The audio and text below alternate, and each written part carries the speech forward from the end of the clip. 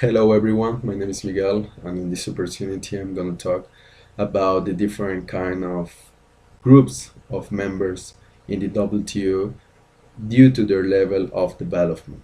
As we know, the World Trade Organization is an international organization composed by perhaps the 99% of countries all around the world. Because of this, the WTO has recognized different kind of groups of members due to their level of development.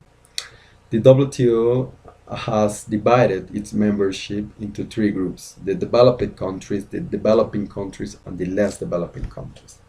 So let's talk about the developing countries and the less developed countries. Although no formal definition of the term developing country has ever been adopted, the GATT Article 28.2 contains a rough definition that helps us to know what is more or less a developing country, and has established under this article that a developing country is a country that can only support low standard of living and is in the early stage of development.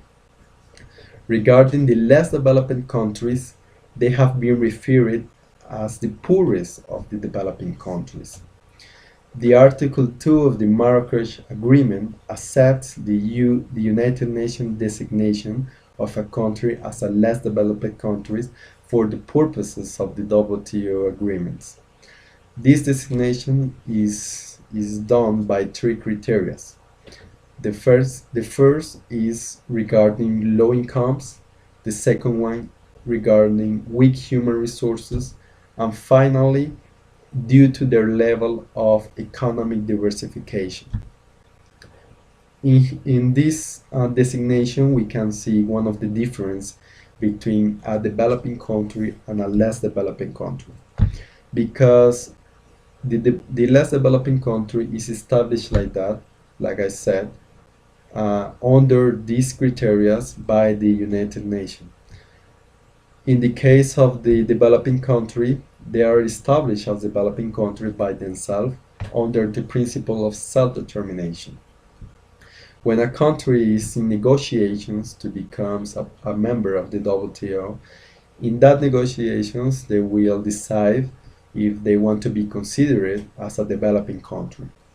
This determination can be challenged by the other members. So in order to become the WTO as a developing country, the other member has to agree with you to be considered like that. When a country becomes part of the WTO as a developing country or as a less developing country, they will get into a different treatment known as the special and differential treatment. These special and differential treatment are special provisions of the WTO agreements to these countries that can be a deviation from the most favored nation principle or different statements in order to pursue a better treatment for these countries.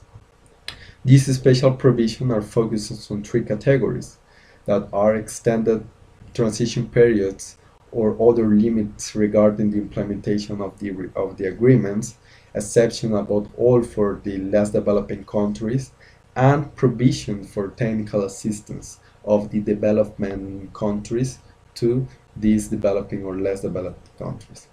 Also, we can see different statements to help these countries. For example, in consultations, members should give special attention to the particular problems and interests of these countries. This is established under Article 4.10 of the DSU.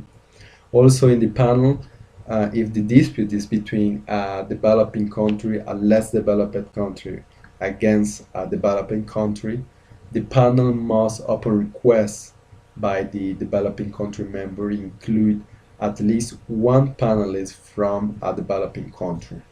It is established like that in Article 8.10 of the DSU.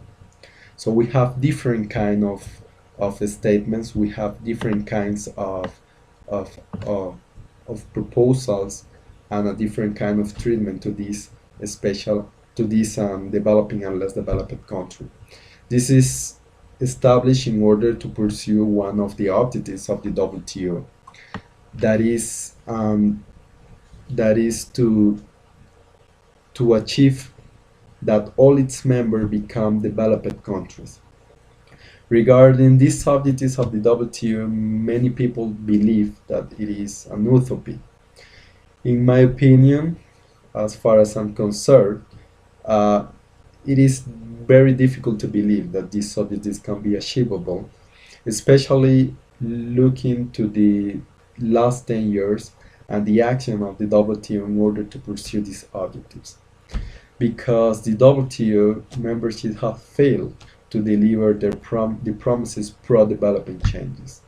For example, in the special and differential treatment, the rules for developing countries were meant to be reviewed to make them more precise, effective, and operational, but the WTO has failed to work to the ADA proposal that will fill the legal vacuum. Also, we have the case of the legal cost of the dispute settlement system. The WTO pledged to improve access to its expensive and complex legal system, but it also has failed. In 15 years of the dispute settlement under the WTO, more or less 400 cases have been initiated, but no African countries has acted as a complainant, and only one less developed country has ever filed a claim.